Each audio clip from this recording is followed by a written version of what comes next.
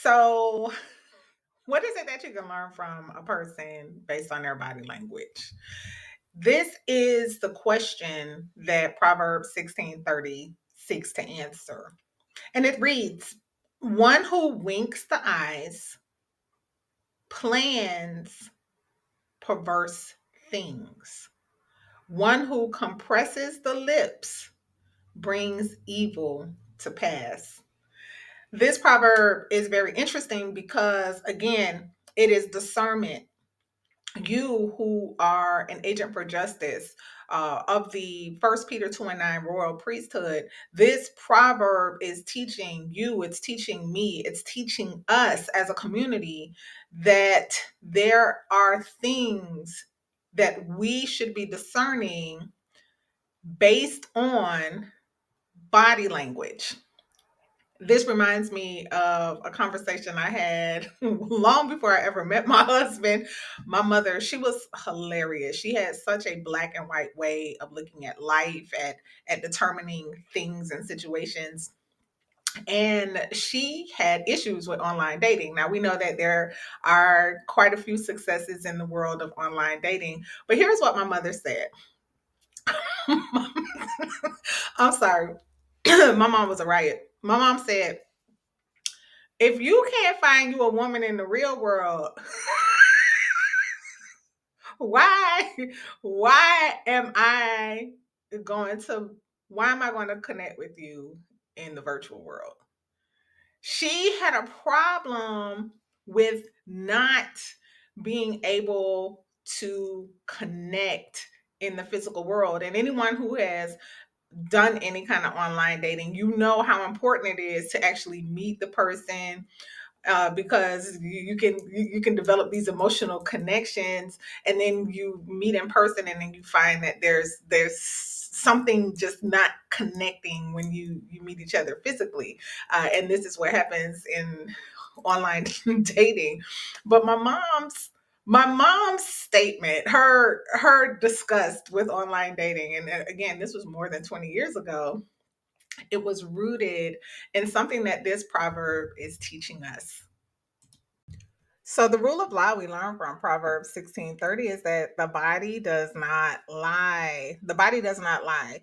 The mouth lies, but the body does not lie.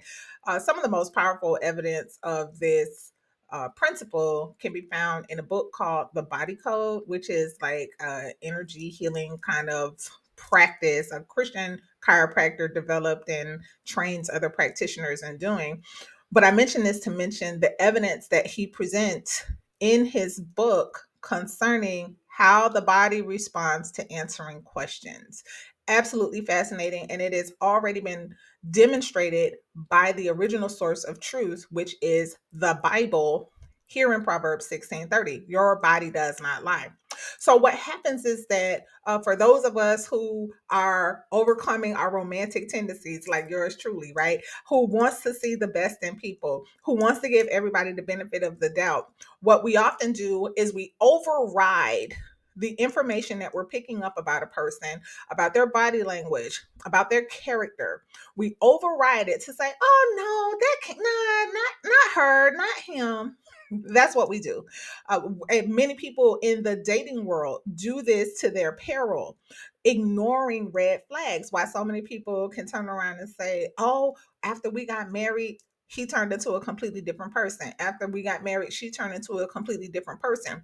Well, that's one of the biggest lies people tell themselves, because all of the information that you needed to know about this person, it was available to you. But when you had the choice to accept it for what it was or to ignore it to your peril, you bypass the warning systems of the spirit, the warning systems of these type of laws that tells you, no, the body doesn't lie. And you told yourself a version of a half truth so that you can feel good and having found the love of your life, having you no longer having to be by yourself, having to finally get the chance to be happily ever after with somebody, only to find out that by ignoring this law, ignoring the evidence, telling yourself a version of the truth that opposes the law, it sets you up for destruction. This is the principle of law. We have to shed off our romantic thinking. We have to shed off fantasy. This is the world that we were born into. We were born into what is the Disney known as the Magic Kingdom, right? They have a subsidiary called DreamWorks. They're telling you with plain language, very, very directly, very openly, that they are in the business of dreams, of imagination, of fantasy, of magic. And all of us who have grown up under the age of TV have all been conditioned into romantic, fantasy, magical, half truth, half lie thinking. And our desire for friendship, our desire for connection, our desire for closeness, our desire to be nice or likable will have us to override the type of information that this particular proverb is telling you about a person who is giving you this kind of body language. What are you doing with your lips? Why are you doing all this extra, pursing of the lips or compressing of the lips while you're talking? What is that? Why are you winking your eyes? What is that? Well, the proverb is telling you plainly, hey, pay close attention to this person's motives. Pay close attention to the things that this person is saying. Is this person's what they're saying to you lining up with their actual behavior? Because if we ignore these things, we will get got, and then we cannot blame ourselves. We can't blame the other person. We have to blame ourselves. Thank you for joining me for day 30 of the challenge. 5 more days, y'all, for who you have been with me day in and day out of this challenge.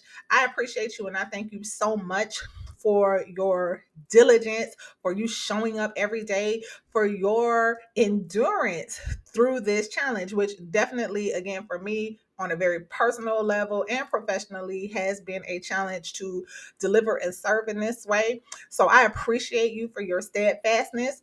Do you have an example of a body language situation where you discerned a person's motive simply based off of their body language and later found out that you correctly discerned it?